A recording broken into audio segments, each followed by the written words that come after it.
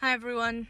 Right, I'm putting this video up just to talk about bullying for a second because my brothers, my two youngest brothers, they were harassed, hassled on the way home from school today, which, to be honest, has really aggravated me.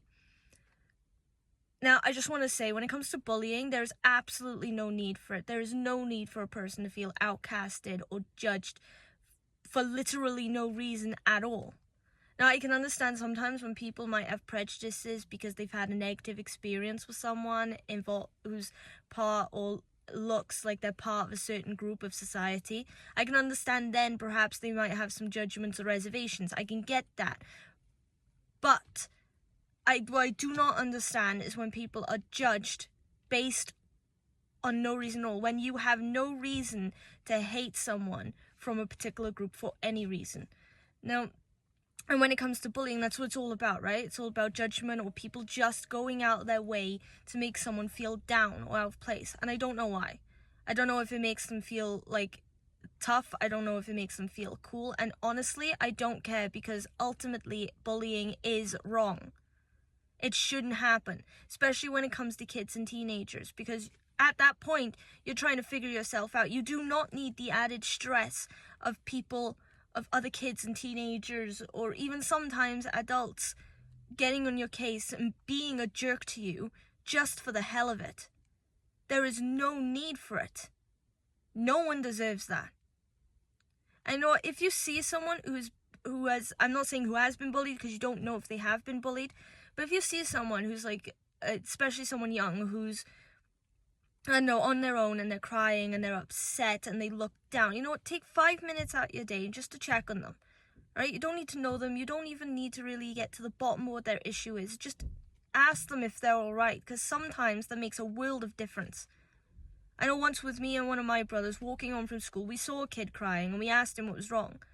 Now, with autism stuff, I've said before, communication is difficult, but I can't stand it when I see someone who looks down and alone at the same time. I've been there. I can't stand it. So we talked to this kid, and it turned out it wasn't bullying or anything. The kid had just been in the wrong place at the wrong time, and the teachers didn't let him explain, and now he had to have detention. And he was crying because he was worried his parents were going to be disappointed in him because he never had detention before. So we walked with him most of the way home because we were going in the same direction, and we encouraged him the whole time. Talk to your parents. Explain it to your parents. They're your parents. Surely they'll listen to you. Are they those kind of parents? And he was like, yeah, right? And we were like, fine then, there's nothing to worry about. Tell them. Explain it to them. And maybe then they can talk to the school. Or at least you won't feel so bad. Give it a go. And we wished him luck when we parted, and next day in school it took me, another thing with autism by the way is recognizing faces and stuff. So it took me a moment next day in school, and this kid comes running up to me, and I'm waiting outside the canteen for my brother, for me to realize it's the same kid. And he runs up to me, and he's smiling, and he's happy because he took our advice. He spoke to not our parents, his parents, and they believed him. They believed what he said, and he wasn't sure if he's still in detention or not, but they were going to talk to the school about it because the teacher jumped to a conclusion. But the point is, he was thanking us just because we checked on him. Not because he took our advice or we gave him any advice at all, just because we checked.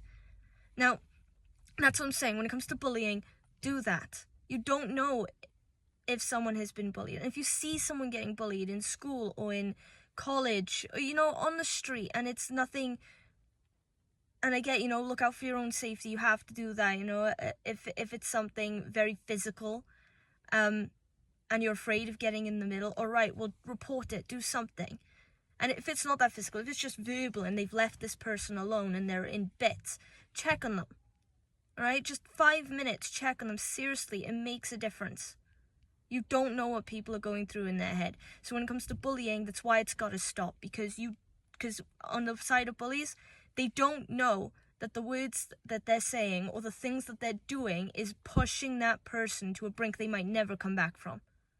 And I've had friends lost to stuff like that, okay? And it's, every time I think about it, every time it happens, it makes me sick.